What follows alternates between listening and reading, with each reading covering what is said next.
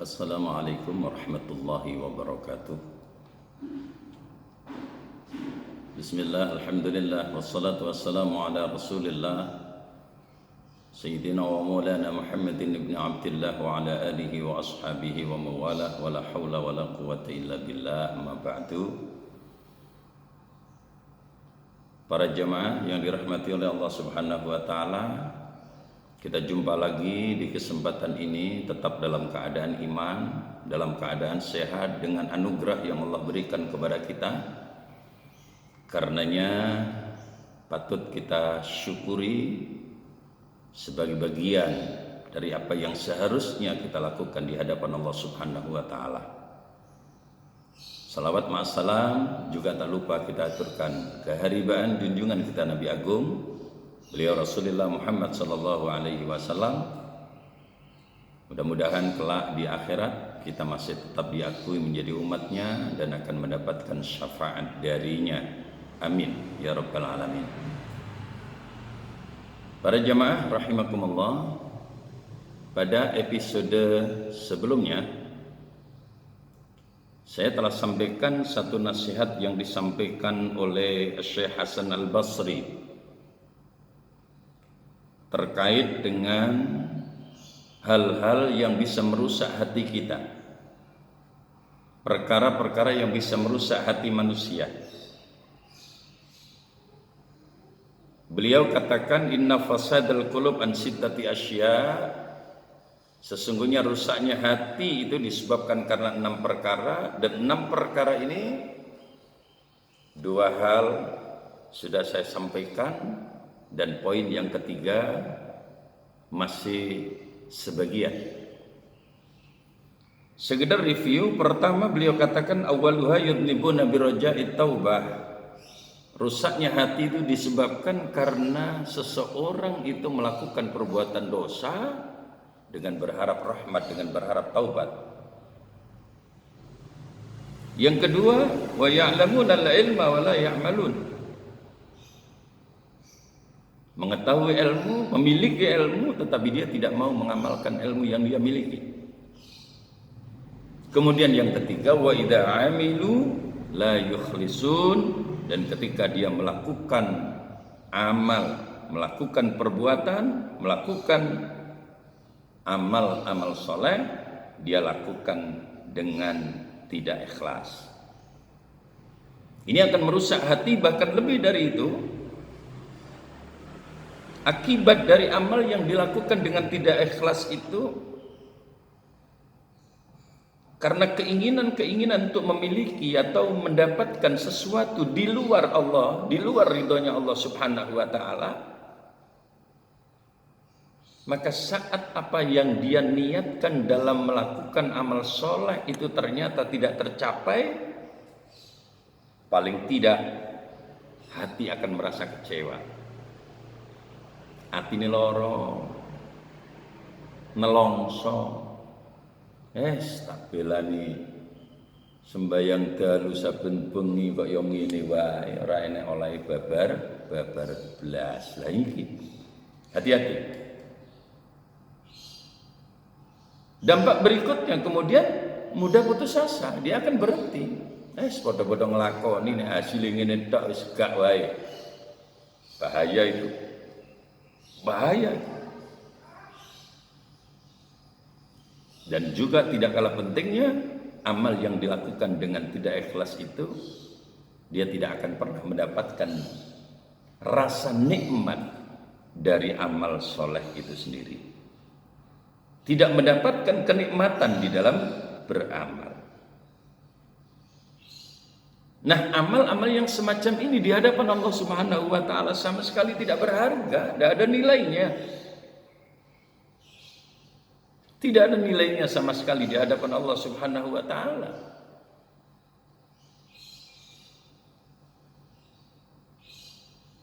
Sementara kita semua berharap agar ridha Allah selalu menyertai hidup kita, tidak hanya di dunia, di akhirat. Kita berharap surga, berharap kelak bisa berjumpa dengan Allah. Bagaimana itu bisa kita capai kalau kita tidak punya keikhlasan? فمن كان يرجو لقاء ربه فليعمل عملا صالحا ولا يشرك بعبادة ربه أحدا.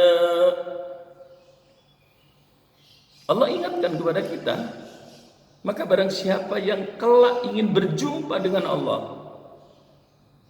falyamal amalan sholihan, perbanyak melakukan amal soleh. Tapi catatannya, wala yusyrik bi'ibadati rabbih ahada. Jangan pernah menyekutukan Allah di dalam ibadah kita, jangan pernah menyekutukan Allah dalam amal soleh kita. Kemudian apalagi yang bisa membuat hati kita bisa menjadi rusak? Poin yang keempat yang beliau katakan, wa yakuluna rizqallah wa la yashkuruna. Setiap saat, setiap waktu, setiap hari kita makan rizki yang Allah berikan kepada kita, tapi sayang tidak mau bersyukur. Sedikit aja dikurangi, aduh keluhannya luar biasa. Apalagi dampak dari COVID-19 ini. Tahu kita semua, sadar atau tidak sadar, kalau kekuatan iman kita rendah, lalu akibat dampak COVID-19 ini sama-sama kita rasakan, perekonomian mulai guncang, usaha-usaha tidak lagi seperti sebelumnya, orderan-orderan kita makin sulit kita dapatkan. Masihkah kita mau bersyukur kepada Allah sementara sesungguhnya masih banyak rezeki yang Allah berikan kepada kita, walaupun secara kasat mata seakan-akan berkurang. Kenapa kita merasa begitu? Karena kadang-kadang mindset kita ketika kita bicara tentang rezeki, orientasinya itu hanya soal duit. Padahal rezeki yang Allah berikan kepada kita bukan sekedar duit. Kondisi badan kita yang setiap saat masih Allah berikan kesehatan itu, Masya Allah, jauh lebih mahal dari hanya sekedar nilai rupiah. Para jamaah yang dirahmati oleh Allah Subhanahu wa Ta'ala, karenanya ketika kita masih tetap diberi rezeki oleh Allah Subhanahu wa Ta'ala dengan segala bentuknya, jangan pernah kita bersyukur, jangan pernah kita kufur, ya, jangan sampai kita tidak bersyukur kepada Allah Subhanahu wa Ta'ala. Ada satu pertanyaan, kenapa sih sesungguhnya orang tidak mau bersyukur kepada Allah? Padahal Allah telah berikan segalanya dalam kehidupannya. Banyak sebabnya. Kalau boleh saya sampaikan sebab-sebab orang sulit untuk bersyukur kepada Allah Subhanahu wa Ta'ala itu diantaranya pertama karena kesombongan, al-kibru, menganggap dirinya serba paling, sehingga rezeki yang dia terima seakan-akan karena kekuatan yang dia punya, karena jerih payahnya, padahal yang kita lakukan itu hanya sekedar ikhtiar. Hakikat pemberi rezeki itu tetaplah Allah Subhanahu wa Ta'ala. Kemudian juga karena keserakahan. Ini juga membuat kita sulit untuk bersyukur. Yang ketiga, karena kedengkian. Melihat tetangga kita, Masya Allah, mobilnya makin bagus, rumahnya makin bagus, hartanya makin banyak. Kalau di hati ini ada hasud, sulit kita untuk bersyukur. Kenapa? Yang kita lihat terus ke atas. Karena itu Rasulullah SAW mengingatkan kepada kita agar kita tidak melihat yang di atas kita dalam urusan harta. Lihatlah yang di bawah kita agar kita mau bersyukur. Alhamdulillah, walaupun saya masih begini, Tapi saya tetap bersyukur. Kenapa? Karena saudara saya jauh lebih susah daripada saya. Lihat yang di bawah, jangan lihat yang di atas. Kalau kita lihat yang ke atas, kapan kita mau bersyukur? Kita dapat gaji 5 juta, pingin lihat temannya yang 10 juta. Sudah dapat 10 juta, lihat lagi temannya yang gajinya sudah 15 juta. Sudah punya gaji 25 juta, masih lihat ada saudaranya yang dapat penghasilan 50 juta dan seterusnya. Masya Allah. Karena itu berhati-hatilah. Mari kita senantiasa berusaha untuk mensyukuri setiap apa yang Allah berikan kepada kita, agar hati kita masih tetap terjaga, dijaga oleh Allah Subhanahu wa Ta'ala, tidak termasuk golongan hati yang rusak. Kemudian yang kelima, wa may yarduna bi qismatillah. Yang membuat hati rusak itu apa? Poin yang kelima yang beliau sampaikan,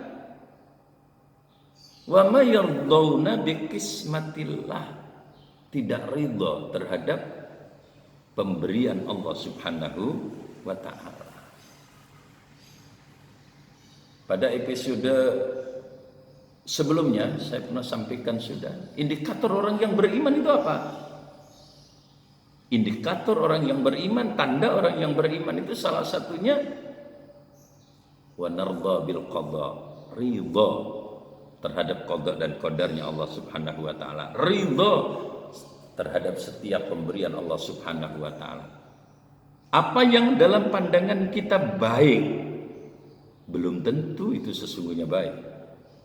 Dan apa yang dalam pandangan kita jelek, belum tentu itu jelek.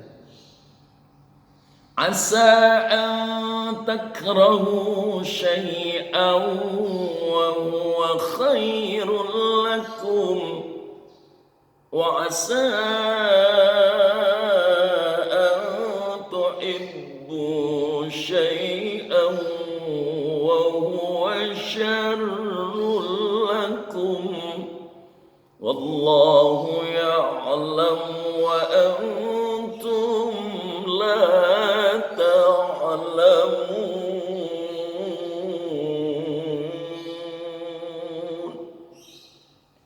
Allah ingatkan itu di dalam Al-Quran buat kita. Asa an takrahu syai'an wa huwa khairul lakum.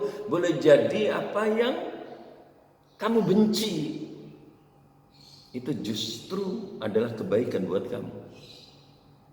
Dan boleh jadi pula apa yang baik menurut kamu itu justru jelek sesungguhnya untuk kamu. Kenapa demikian? Karena memang kita tidak tahu hakikat segalanya. Yang tahu hanya Allah. Wallahu ya'lamu. Hanya Allah yang tahu. Wa antum la ta'lamun. Kamu, kita, saya, kita semua tidak tahu hakikat dari segalanya. Itu yang tahu hanyalah Allah Subhanahu wa Ta'ala. Karena itu apapun yang Allah berikan kepada kita, terimalah dengan ridha. Ridhalah terhadap setiap apa yang diberikan oleh Allah Subhanahu wa Ta'ala. Kemudian poin yang terakhir yang beliau katakan, wa yadfanuna mautakum wa la ya'tabirun. Yang menyebabkan hati kita rusak, seringkali kita ikut serta di dalam kifayah saat ada saudara kita meninggal dunia. Kita ikut memandikan, kita ikut menyolatkan, kita ikut mengantarkan ke pemakaman. Tapi sayang, apa yang kita lihat, apa yang kita jalani dengan mengikuti jenazah itu tidak membuat kita mendapatkan i'tibar. Padahal kalau saat ini kita melayat orang mati, kita mengantarkan jenazah ke kubur, sadari bahwa tidak lama lagi kita yang akan diantarkan ke kubur kita. Kapan itu? Tidak tahu. Tidak tahu. Karena itu jangan sembrono dengan waktu. Jangan merasa saya masih muda, mati saya kan masih lama. Siapa bilang? Siapa bilang? Ya bna Adam la ta'man bi syababik Wahai manusia, anak cucu Adam, jangan merasa aman dengan masa mudamu. Ini peringatan dari Allah yang diceritakan oleh Rasulullah di dalam hadis qudsi. Kenapa? Karena kita tidak tahu, kadang-kadang yang tua masih diberi panjang umur oleh Allah, yang muda berangkat duluan pakai motor, tahu-tahu apa? Kecelakaan, meninggal dunia. Berapa usianya? SMA kelas 3. Sementara kakeknya yang usianya sudah 80 tahun masih segar bugar, masih bisa ngangkat pacul, masih bisa berangkat ke sawah. Subhanallah. Karena itu jangan pernah kita meremehkan itu semua. Dan jangan pernah kita merasa bahwa usia yang masih muda itu menjamin kita masih hidup lama.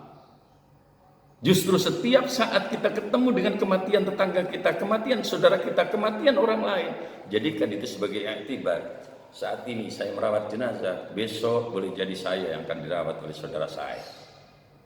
Ketika itu ada pada diri kita, insya Allah hati kita akan tetap aman. Hati kita masih akan tetap menjadi hati yang bersih, karena kita akan lebih hati-hati dengan kesadaran diri bahwa kematian itu selalu mengintai kapan saja untuk kita. Semoga kajian ini melengkapi kajian yang lalu, bisa memberikan tambahan manfaat untuk kita semua dan bisa mengantarkan kita untuk mendapatkan anugerah dari Allah Subhanahu wa taala agar hati kita tetap dijaga oleh Allah Subhanahu wa taala, tidak menjadi hati yang rusak. Amin ya rabbal alamin. Demikian kajian kita saat ini, kurang lebihnya mohon maaf. Hadanallahu wa iyyakum ajma'in. Assalamualaikum.